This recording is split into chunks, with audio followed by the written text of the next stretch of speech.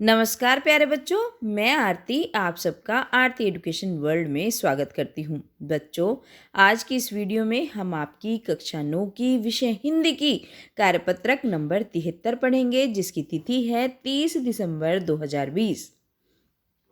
आज की जो आपकी वर्कशीट नंबर 73 आई है, इसमें करने हैं हमें समय्ये रसकांजी द्वारा लिखित। और बच्चों, आपको पता ही है ये आपकी पुनरावृत्ति वर्कशीट है। तो इसमें हम आज जो कवि रसखान जी ने अंतिम समैया लिखा है, समैया नंबर 4, उसको पढ़ेंगे, समझेंगे और जो भी उसमें प्रश्न दिए गए हैं करने को, वो सब भी करेंगे। चलिए पहले परिचय पढ़ लेते हैं। कवि रसखान जी ने अंतिम समैये में कृष्ण की मनोहर मुरली की धुन और उनकी आकर्षक मुस्कुराहट का वर्णन करा है। समझ गए? जो उनकी बांसुरी है, जो उनकी मुरली है, जो वो इतनी सुंदर धुन बजाते हैं, उसके बारे में बताया है। और जो उनके मुख पर हमेशा एक आकर्षक मुस्कुराहट रहती है, उसके बारे में बताया है। तथा कवि गोपियों की विवशता का भी वर्णन करते हैं कि गोपियाँ क्यों विवश हैं और गोपियाँ चाहकर भी श्री कृष्ण को प्रेम किए बिना नहीं रह सकती, इतनी विवश हैं। जो कौन है? गोपियाँ हैं। तो चलिए पढ़ते हैं ये अंतिम समैया। काननी दे उंगरी रही बो, जब ही मुरली धुनी मंद बजे है। अब रसखान जी कहते हैं, ये जो आपकी 4 लाइनें आपको दिखाई दे रही हैं, 4 पंक्तियाँ दिखाई दे रही हैं, तो इसमें जो गोपियाँ हैं, जो श्री कृष्ण से इतना ज़्यादा प्रेम करती हैं, इतना प्यार करती हैं, उनको उनके बारे में बता रहे हैं कि वो अपने दिलो दिमाग से भगवान का, श्री कृष्ण का जो क्या नहीं कर सकती, अपना प्यार निकाल नहीं सकती। इसलिए वो बता रही है हमें कि हम जब तक श्री कृष्ण अपनी मुरली की धुन बजाएंगे, मुरली धुन मंद बजे हैं, जब तक वो अपनी मधुर ध्वनि, मतलब वो मंद मंद ध्वनि जब वो बजाते रहेंगे, जब तक वो मुरली बजाते रहेंगे, वो काननी दे उंगली रही वो अपने कानों में उंगली डाल कर रहेंगी। मतलब वो अपने कानों पर हाथ रख लेंगी, अपनी उंगली रख लेंगी और वो उस जो मधुर धुन वो बजाते हैं उसको नहीं सुनेंगी। क्यों नहीं सुनेंगी? मोहनी तानन सोरस खानी, अटा चढ़ी गोदिन गेहे तो गेहे।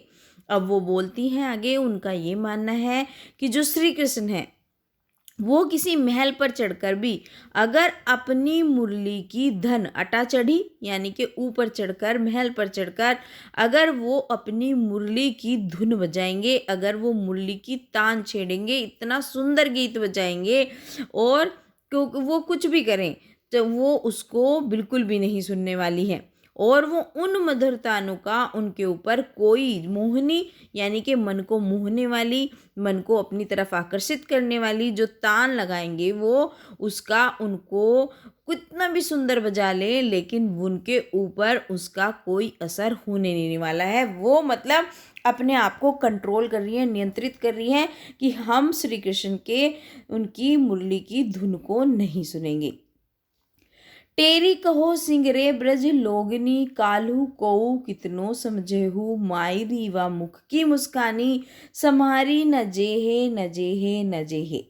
अब वो बोलते हैं, लेकिन अगर वो आगे बोलती हैं कि अगर जो वो मुरली की धुन है, कि अगर वो उनके कानों में चली गई किसी भी तरीके से, अगर उनके हाथ से, उनके कानों से उंगली हट गई या उन्होंने नहीं लगाई, तो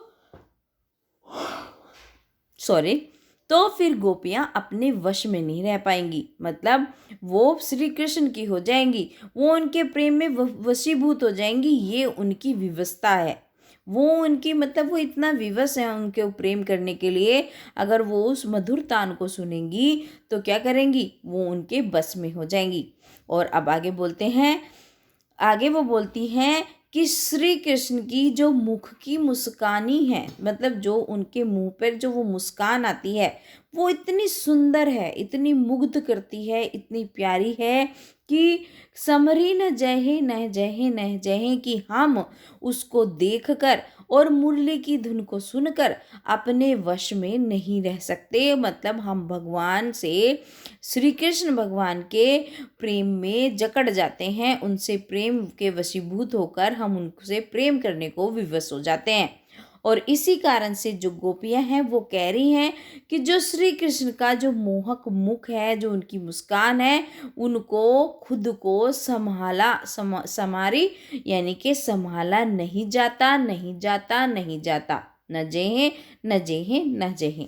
तो अब आप समझे, मतलब वो कह रही हैं इसलिए हम कान में उंगली डालकर रहते हैं कि जिससे हमें मुरली की धुन ना सुनाई दे, चाहे वो कितने ही महलों पे चढ़ के, किसी भी अटारी पे चढ़ के, कितनी भी ऊंची भी जगह पे वो अपनी मोहनी तान छोड़ें, उतनी मधुर जो धुन लगाएं, लेकिन हम नहीं छोड़ेंगे, क्योंकि अगर हम उसको सुनेंगे तो हम उसके दीवाने हो जाते हैं, हम उनके वश में हो जाते हैं। उनकी सुंदर जो मुख की मुस्कान है उसको भी देखकर हमसे खुद को संभाला नहीं जाता, नहीं जाता, नहीं जाता। ठीक है, चलिए।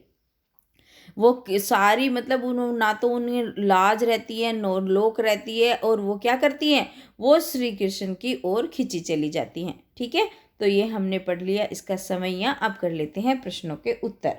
तो बच्चों, पहला प्रश्न है आपकी वर्कशीट में, प्रस्तुत पद्यांश में गोपी क्या क्या नहीं करना चाहती। तो इसका उत्तर आप इस तरीके से लिखेंगे, माय डियर स्टूडेंट्स। गोपियाँ श्री कृष्ण की मुरली की मधुर धुन व उनके द्वारा गाए गए मधुर गीत को नहीं सुनना चाहती, तथा श्री कृष्ण की आकर्षक मुस्कान को भी देखना नहीं चाहती। तो पहले प्रश्न के उत्तर में आप ये लिख देंगे। ठीक है, अब दूसरा क्वेश्चन देखिए। दूसरा क्वेश्चन है, गोपियाँ श्री कृष्ण की आकर्षक मुस्कान देखने से क्यों बचना चाहती हैं। तो इसका उत्तर लिखेंगे, श्री कृष्ण की मुस्कान इतनी आकर्षक और मादक है कि उसे देखकर कोई भी उनके वश में हो जाता है, इसलिए गोपियाँ श्री कृष्ण की आकर्षक मुस्कान से बचना चाहती हैं। ठीक है, ये आप दूसरे क्वेश्चन के आंसर में लिख देंगे। अब तीसरा क्वेश्चन है, प्रस्तुत पंक्तियों का भाव स्पष्ट कीजिए। तो इसका उत्तर आपको किस तरीके से लिखना है, कौन सी पंक्ति है, मायरी व मुख की मुस्कानी समरी न जाहे न जाहे न जाहे। तो गोपियाँ कहती हैं श्री कृष्ण की मुस्कान इतनी मनमोहक है कि हम उस संभाल नहीं पाते, अर्थात चाह कर भी उनके वश में होने से खुद को नहीं रोक पाते। तो ये लिख देंगे इसका भावार्थ। ठीक है, चलिए।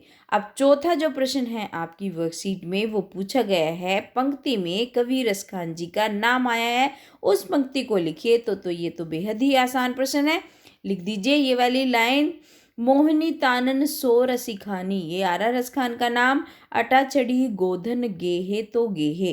तो ये लिख देंगे आप प्रश्न नंबर 4 के उत्तर में। चलिए, अब आ जाते हैं प्रश्न नंबर 5 पर। इस समयों को पढ़कर आपको निम्नलिखित शब्दों के क्या अर्थ समझाए, उन अर्थों को लिखिए। तो आपको क्या लिखना है, आपको लिखना है ये, काननी यानी के कानों में, आपको दे का मतलब डालकर या रखकर रहेंगी, अंगुरी यानी कि उंगली डालकर, रही बो यानी कि रहती हूँ, और धुनी का मतलब होता है धुन या ध्वनि जो उसकी तान है, बजे हैं यानी कि बजती है, मोहनी का अर्थ होता है मनमोहक, तानन का मतलब होता है उसकी तान जो उसका संगीत है वो, गेहे मतलब गाते हैं, टेरी यानी कि फिर से, और सिंगरे का मतलब है सारे, और आपका कल ही का मतलब है, काल ही का मतलब है चाहे, वाह यानी कि वो श्री कृष्ण के लिए यूज हुआ है, समझूहे यानी कि समझाए, मायरी हेमा, और सम्हारी का मतलब होता है संभलती, और नजेहे नहीं जाता। तो नजेहे नहीं जेहे नहीं जाए आया था यानी कि संभला नहीं जाता, नहीं जाता। तो बच्चों, ये है आज की आपकी हिंदी की वर्कशीट के सारे क्वेश्चन आंसर्स, और उसके बाद आपके ये आपकी वर्कशीट कंप्लीट होती है। तो चलिए बच्चों, अब मैंने तो आपको वर्कशीट अच्छे से समझा दी, आपको क्वेश्चन के आंसर्स भी दे दिए। तो प्यारे बच्चों, आपको भी रिस्पॉन्सिबिलिटी बनती है, प्लीज़ वीडियो को लाइक करें, एक अपना सा प्यारा सा कमेंट भी लिखा करिए कि आपको वीडियो कैसी लगी। और अगर और भी कोई बात है, आप कुछ कहना चाहते हैं, कुछ बोलना चाहते हैं, तो वो भी लिख सकते हैं, और अपने सारे दोस्तों के साथ प्लीज़ शेयर करें। और जिन बच्चों ने अभी तक चैनल को सब्सक्राइब नहीं करा है, या जो बच्चे नए हैं चैनल पर, वो चैनल को सब्सक्राइब कर लें। Thank you students.